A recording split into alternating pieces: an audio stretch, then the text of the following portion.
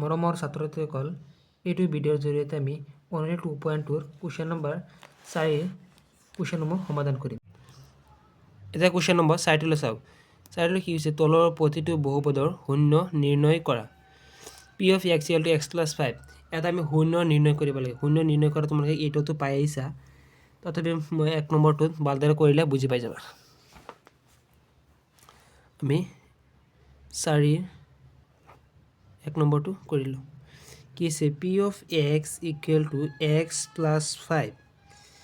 ইয়াত আমি কি লিখিম? লেট বা লেট মানে কি? লেট মানে ইংলিছ এটা শব্দ মানে ধৰা। আমি ইয়াত ধৰাও লিখিব পাৰিম, ধৰি লোৱা বা ধৰা P of x equal to 0। P of xৰ সলনি 0 ল'ম, কিয়নো আমাৰ মানটো কি কৰিছে? বহুপদৰ শূন্য নিৰ্ণয় কৰা। সেইকাৰণে আমি P of x equal to 0 লৈ পেলাই আমি অংকটো কৰি চাওঁ। P x equal to 0 ল'লে x plus 5 equal to আমি কি পাম? 0। x plus 5 equal to আমি 0 পাম।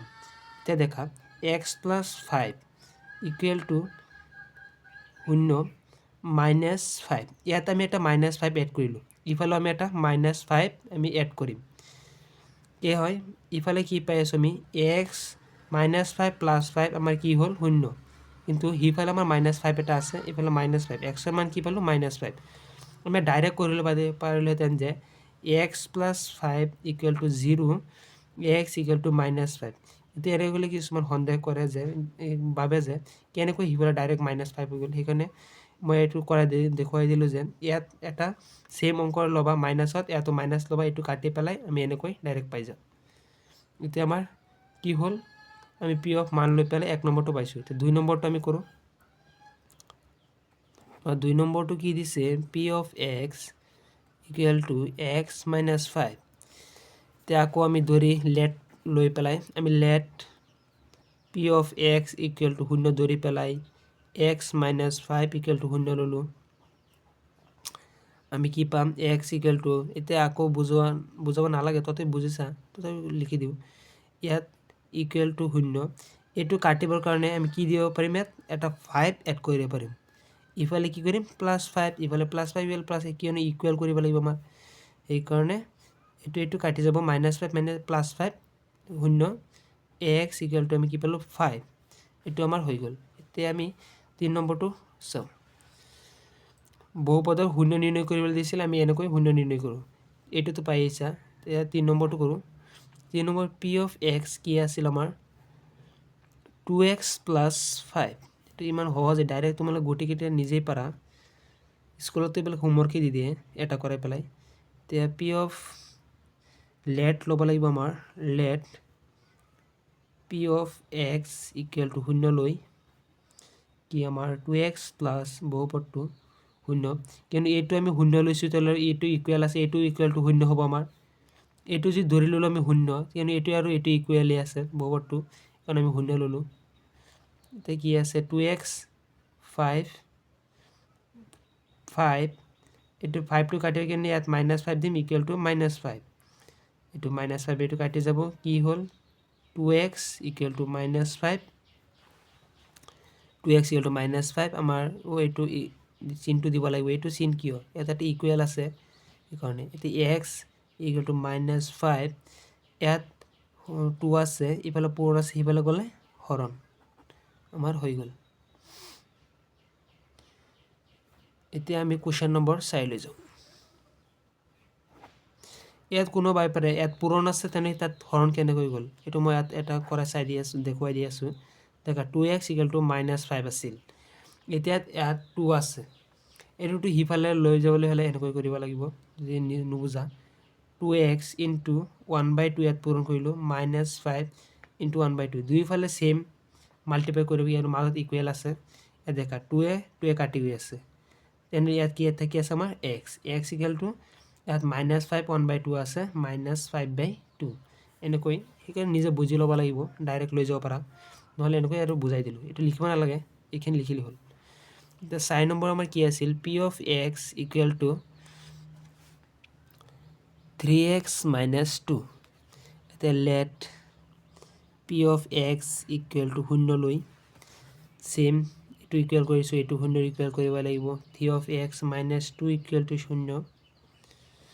আমি কি ৰাখিম? 3 of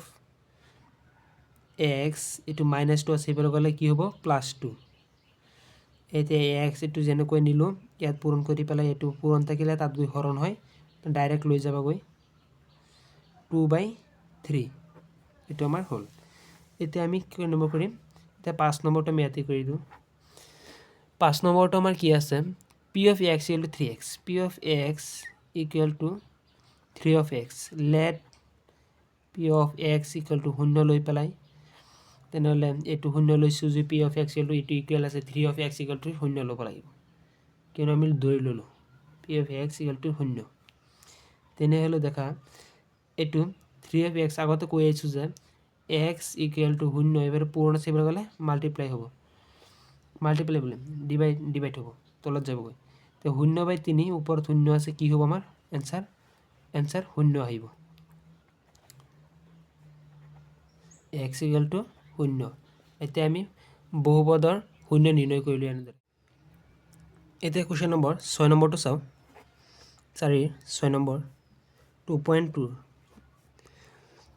আমাৰ p of x equal to a of x, a not equal to 0 দিছে। ইয়াৰ মান 0 হ'ব নোৱাৰিব। আমি কি ওলাইছিলোঁ? বহুপদৰ 0 নিৰ্ণয় কৰা। এতিয়া let p of x equal to 0 ল'লে a of x equal to 0 হ'ব।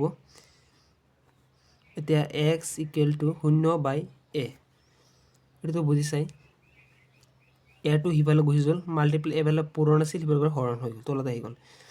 a not equal to 0 দিয়াৰ মানটো এইটো এইকাৰণে কৈছে, দেখা a 0 হ'ব নোৱাৰিব। 1 2 যিটো ল'ব পাৰা, 0 বাদে যিটো ল'ব পাৰা।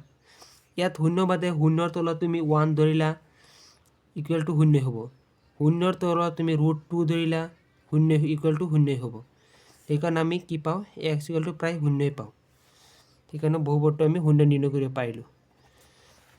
এতিয়া আমি 0 পালোঁ। এতিয়া আমি আকৌ আৰু এটা আছে, 7 নম্বৰ আছে। 7 নম্বৰ কি হৈছে? p of x equal to cx plus d। ইয়াতো এটা কণ্ডিশ্যন দিছে, c not equal to 0, কিন্তু c d বোলে আকৌ বাস্তৱ সংখ্যা দিবলৈ দিছে। এতিয়া c d আকৌ বাস্তৱ সংখ্যা দিছে, কিন্তু c not equal to 0। এতিয়া দেখা let p of x equal to 0 ধৰিলে c of x plus d equal to 0।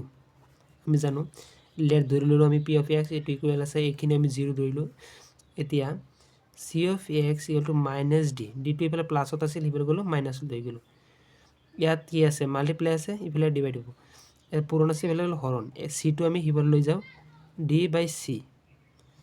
এইখিনি আমাৰ উত্তৰ আহি গ'ল, x equal to -d/c।